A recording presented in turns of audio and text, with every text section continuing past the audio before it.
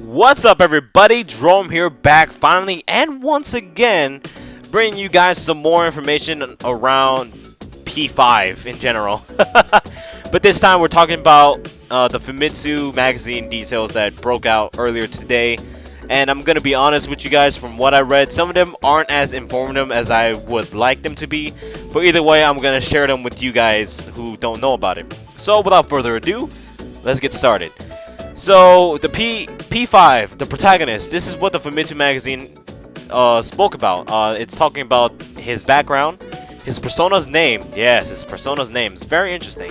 And basically location and battle and exploration, stuff like that. But we're gonna start off with Persona 5 protagonist himself.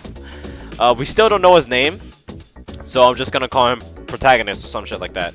Anyways, his backstory is this: he is a second year in high school who just moved to the big city and is now living with his parents' friends at a coffee shop. That was word by word, at a coffee shop.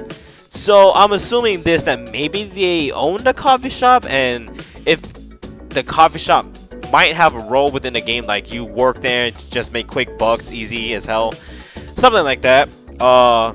And that's literally about it. And of course, we don't know what his parents looks like. Whatever. The next part of the protagonist category, as I would actually separate them by, is that his persona's name is Arsene. That's right, Arsene.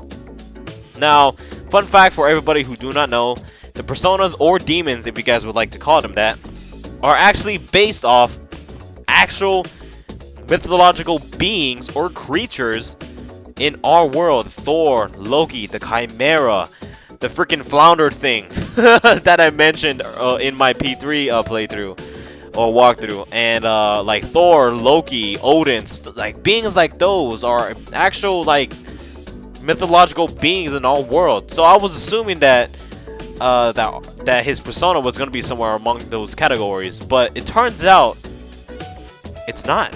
At least from what I tried to look for, I looked for Arsene everywhere. Couldn't find any information about this thing.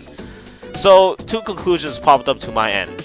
Is he a new god or just being in general that a lot of us aren't unaware of?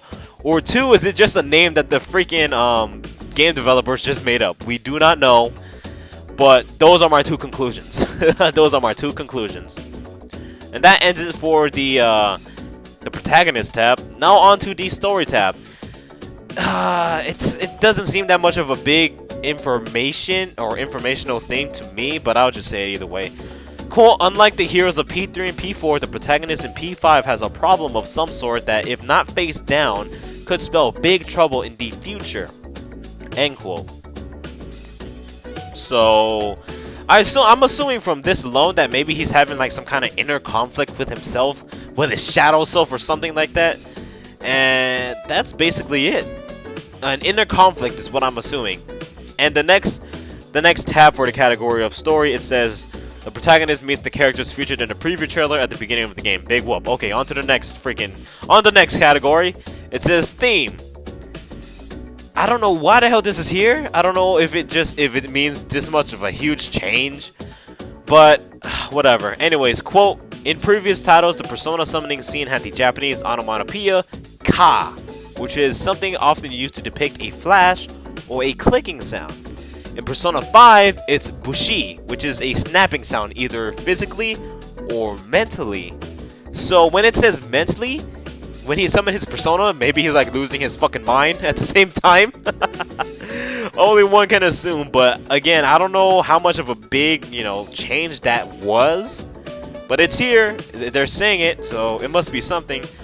Next up is just talking about the animation studios and then the production. And here's the category that caught my attention the most: combat and exploration. The first tab says the game starts in Shibuya, but takes place in various parts of Tokyo as well. So when it says various parts of Tokyo, can we assume that it's gonna be more locations? Can we go to more locations than we had back in P3 and P4, since it is a next-gen game as well? So how many more places can we go? I want it to be a lot, to be honest. Not too many, but I want it to be a lot, because I love traveling. I love traveling in games.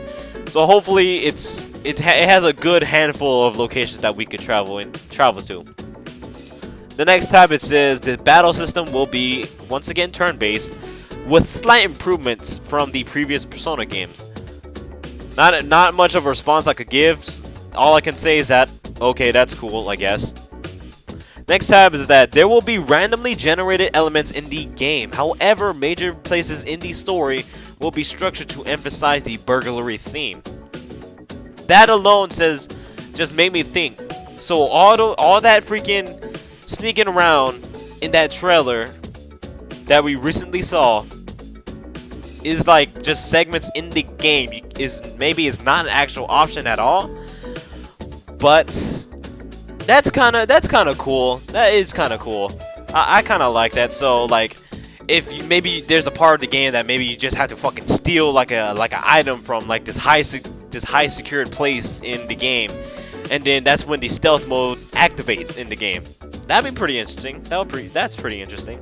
And the last part of the category of combat and exploration, is each character has their own distinct firearm for long distance weapons. However, they aren't actual guns. Really now. So I'm assuming these are BB guns then, right? I'm assuming that's the case, but each character has their own distinct firearm? I like that. I said I couldn't tell if the female character in the background back in my trailer analysis was actually wielding a firearm of her own. But this information right here just basically proves that everybody is going to have some kind of long distance weapon. The cat has a slingshot. The male protagonist has a pistol. The blonde dude has a shotgun. And the female, we do not know what kind of weapon she is wielding still. I'm assuming it might be like a submachine gun, but we'll see until the game comes out.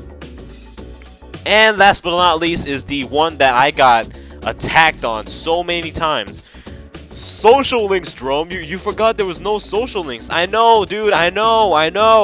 I didn't bring it up because I just didn't bring it up. Because cooperation, I was assuming that cooperation is replacing social links. And it's basically true. It's replacing the whole social links ordeal. It says right here, a cooperation aspect of the game will involve helping sympathizers around the town, which will somehow benefit in battle. So, okay. Interesting enough, so yeah, that's all I gotta say. And the final part of that category says social links or a mechanic like them will have a new twist while also pertaining to their traditional elements of increasing various strength and abilities. So it's acting the same as we assumed that it would if it's something like social links. But what slight change are they talking about? Are you not gonna be able to have a relationship with a female character, or what? What the hell is going on? God, I wish they dropped more information about this, man. I really do. But that's literally all the information about this shit that dropped earlier today. Oh God, I will put the article in the description below. But what do you guys think about the weapons not actually being lethal firearms? I think that's okay, but they are being hunted down by basically the general public, it seems, as like some kind of menace. So, but if they were even to shoot a damn like an innocent person, it's not gonna kill them because they're not lethal guns. So, it's I don't even know what to say, man. It's just too much little information to start going into conclusions, you know what I mean? But anyways, I'll leave the article once again down in the description below. You guys, if you guys read this damn thing or read the article itself, what do you guys think overall in general? Again, I think it's still too little of information to jump to conclusions on a lot of things in this game. All we gotta do is play it when it comes out and see what the hell the changes are for ourselves. So with that note, I will leave right now. I will leave right now. So if you guys enjoyed this video, why don't you guys hit that like button? It will really help me out. And if you guys are new to the channel and new to the whole Persona 5 coverage that I'm doing on this channel, I actually did a video analysis on the gameplay trailer that was released a couple days ago. Yeah, a couple days ago. I did that whole thing within one freaking day. So if you guys do watch it, I do apologize if I sound super tired. Super tired. But anyways, JeromeTelos is the name, and I will see you guys in the next video.